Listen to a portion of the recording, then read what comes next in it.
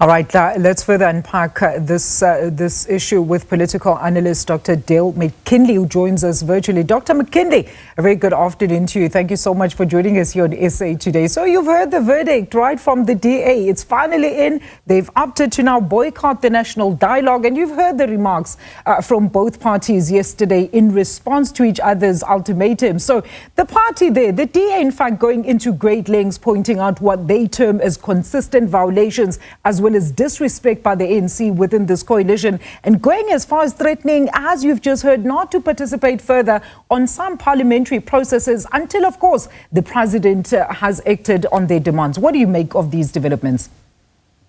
Well, I think the first thing is to say that this is, in some ways a typical kind of expectation of a fractious relationship. I don't think any of us expected when this GNU was formed that the DA and ANC were going to be getting along most of the time.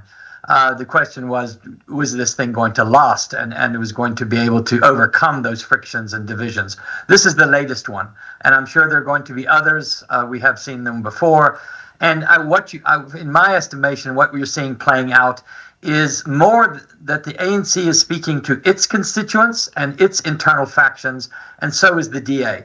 They're not necessarily speaking to the nation. They're not necessarily speaking to the broader, but they're actually responding. Dale, yes? In fact, I'm actually going to have to pause our interview for a minute here. We still do have Dr. Dale Mckinley with us on Teams. Dr. Mckinley, I hope you're still there. So, new information pertaining to the very first question that I was actually asking you, and we've just heard the SG. They're basically cementing to what the NC's national spokesperson said yesterday about how the DA actually conducted itself when issuing this ultimatum to the president. Let's continue with our interview and thank you so much for staying with us, Dr. Kinley.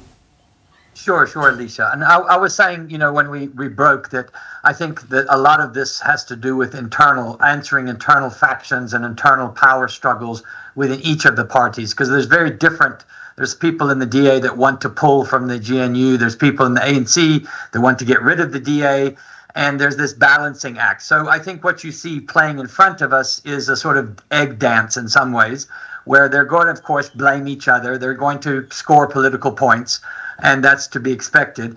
But if you listen to Steenhuisen, he basically said, listen, we're not going to pull away from the GNU because we understand that this will be a big issue. I don't think the ANC, or at least the dominant faction, the ANC, wants that either. I think it would be a serious headache. So I think what we can expect is these playing out of these sort of counter accusations and sort of saying, you did this or you didn't do that.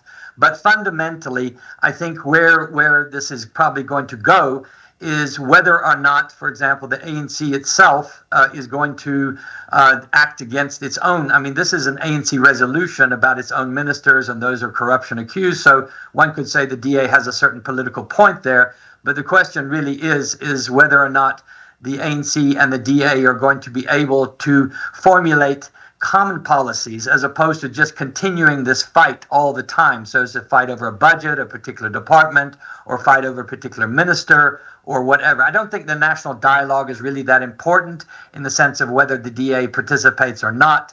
I think it's going to go ahead irregardless, and it's something that is going to happen with many other partners. So the real question in front of us is whether this GNU, which is just literally over a year old, is going to survive another round of these kinds of disagreements. I think it will in the short term, but in the long term, the disagreements might get to such an extent that the forces in each party that want to pull away become dominant.